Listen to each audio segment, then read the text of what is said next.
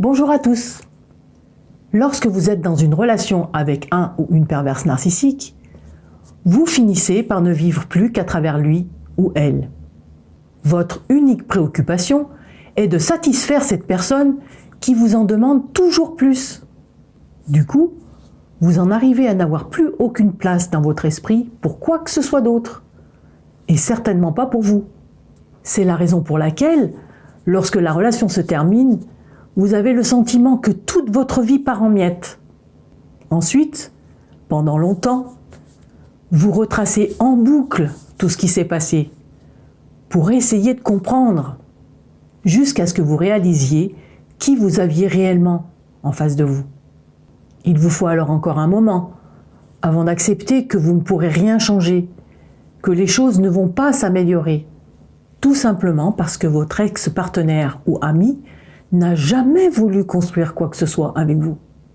Mais si vous prenez vraiment vos distances, en vous efforçant de faire ce que vous aimez, en côtoyant des personnes que vous savez sécures pour vous, vous ferez l'amère constatation que vous aviez une image idéalisée de cette personne. En repensant à la relation, en vous référant seulement aux faits, vous vous rendrez compte que la personne que vous avez aimée n'était qu'une illusion.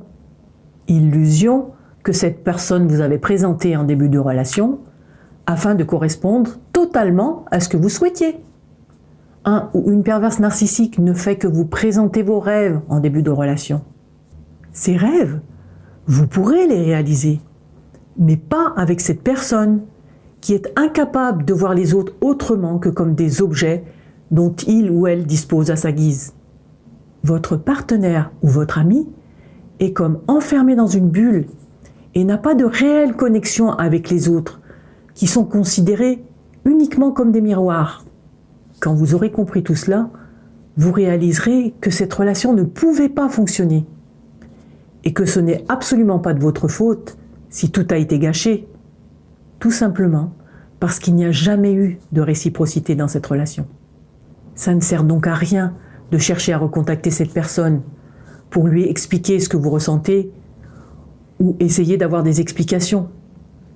Il faut aller de l'avant et renoncer à une conclusion logique à tout ce que vous avez vécu. Gardez bien en tête que vous avez été sincère. Vous y avez cru très fort, mais vous vous êtes adressé à la mauvaise personne.